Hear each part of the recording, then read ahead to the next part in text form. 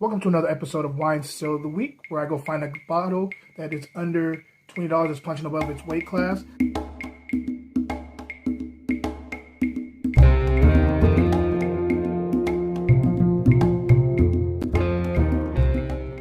Hey, what up, everybody? Back for another one, and I am very, very happy that it is Friday, and I can't wait to share this glass and this bottle of wine with you guys. I'm looking forward to it. How's everybody doing? Hope everybody's having a wonderful week. And I have changed the direction of where I was at the beginning of the week. I told myself I was having a rough week, and I told myself you can't focus on what's negative. You've always been a glass half full guy, so let's focus on your blessings. So I'm blessed, and so I'm going to stay focused on that. And I've had to redirect this week into a more better and nicer pathway forward. So that's what I've done, and I'm happy. I'm better for it. So anyway, before I get to the wine, really quick, the first thing I heard when we were about to have this kid, everybody who had kids was like, "Yo, I'm just letting you know, get your sleep now because it's gonna be crazy. Like you don't understand. It's gonna be." And I'm already a night owl. I get maybe 5 hours of sleep a night anyway. So I was like, yeah. Whatever. I hear what you guys are saying. We'll just split the time. She'll deal with mostly days, and I'll be up. And then nighttime, I'll be the guy who deals with the baby. Man, I'm exhausted. There's no way anybody who's about to have a kid, there is no preparation for this. You're just going to be tired. It don't matter. And you have the whims of the child. When they decide to do anything, you have to be ready to take care, make sure they're okay, and there was no preparation for this. So it's been interesting, to say the least. I am tired. You can see it in my eyes a little bit, even though I'm awake. You can see it in my eyes. It's a little tired. So anyway, let's get into the wine. Today, I got a bottle that I passed on about 5 times. I saw it. I kept on walking by this bottle, in the store. I'm walking right by this bottle because it's a label. I have no problem with the label, but it's one of those limited releases, limited edition wines where some vineyard will they'll select a vineyard to provide the grapes, and they'll bottle something and they'll just slap their label on it. This is the Ryder Cup 2020. It's called True Myth 2019 Cabernet Sauvignon, and from Paso Robles. Now, the reason that was always drawing my attention because I love Paso Robles fruit, but because this is like a joint thing where they just slap their label on it, the PGA Tour, I was like, I'm not getting this. I'm not gonna even try it. But again, like I always say, you have to try the wine. Label be damned. Sometimes the wine's amazing on a bad label.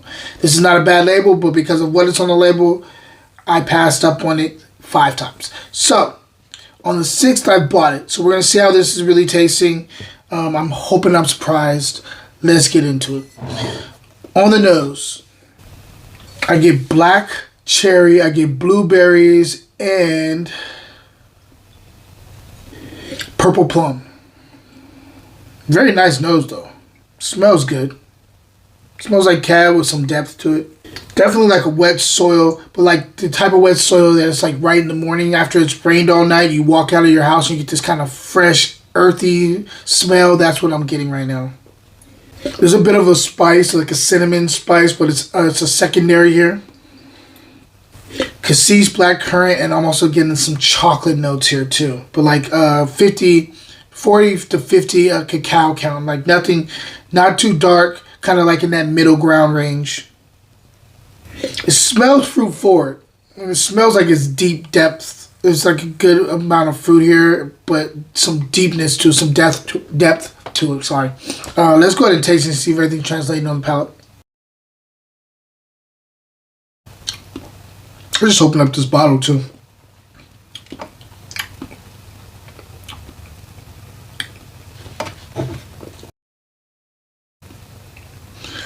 Yo, this is quite delicious. I passed up on this 5 times. This is absolutely delicious. I love the way the The fruit kind of hits the palate. It's like very velvety. This is full body. There's no mistaking. This is full body wine. Tannin is medium plus. It's there. You can feel it. And I feel like actually this wine can age a little bit too, because it has a nice structure of tannin here that feels like it can go. Acid is medium minus, a little bit below medium, but not too much below medium. It has a little bit of a, it elevates enough to where the fruit doesn't feel like it's clawing at all.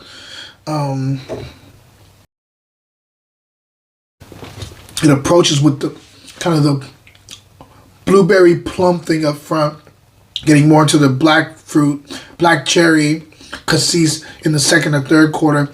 Then as it hits the third, you can kind of get that earthy play there, kind of like an irony thing going on there, some black currant. You also get there kind of this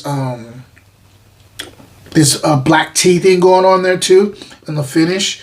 This is an outstanding bottle of wine. And so to my opinion, this is definitely a still. Let me taste a little bit more. Kind of get like a tartness on the outside from like it's like plum skin, kind of like that tartness of plum skin. Sometimes when it's like perfectly ripe, you get the plum that's really ripe, the juice inside. But the flesh is a little bit more of a tartness. I'm getting that on the outside. It's like a little bit of like a there's also like a leather mitt going on here too.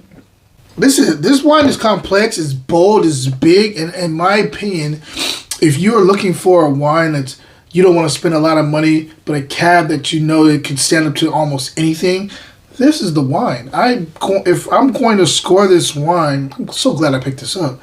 Paso Robles for the win. If I'm going to score this wine, I'm going to Wine Still of the Week. We'll be right back. I am what folks call an art lover. And if you love art too, go check out my website, fruitandglass.etsy.com. I have wine-inspired art there, and I wanted to share it with everybody. Cheers. Now back to the show. Go 90 plus. I'm surprised. I don't even know what the vineyard was that produced this wine, but kudos to them, man. 90 plus wine, true myth. Paso Robles Cabernet Sauvignon 2020. Yeah, 2020 Paso Robles, man. Outstanding bottle of wine. And in my opinion, this is a case alert, yo. Go grab. It's available, and I'm about to tell you still right now. It's available at grocery outlet, and I saw it at 3 different ones. So if you see this one at a grocery outlet, I know what it looks like. Grab a case. The still is at $6.99. So tell me that's not a steal for what I just described to you. This is beautiful wine. A little chocolate is like lingering on the back of my mouth right now, on the back of my tongue. Yeah, highly recommend it. Go grab a bottle, guys. And yeah, do it. Other than that, I have a lot more coming your way, guys. Again, I'm in the lab cooking up, and I hope you guys like what I have to serve. So stay tuned for that. And question of the day. Yo, you know what? It's going to be a while before I'm able to do it because I have the kid now. But being honest with you, one of the next place I want to visit, I haven't been in a long time. I want to go back to Paso Robles and kind of go travel around and find like some new vineyards, and I just want to have some fun. I haven't been out there in a while, and so with that, what is your favorite vineyard in Paso Robles? The label, and yeah, just let me know. I want to get all the ideas I can get before I go down there, and I'm hopefully going to be able to get down there soon. Even if I have to go by myself, I'm going. Other than that, guys, I hope you guys are having a wonderful week. I hope this is a perfect episode to get you into the weekend. Until next time, cheers.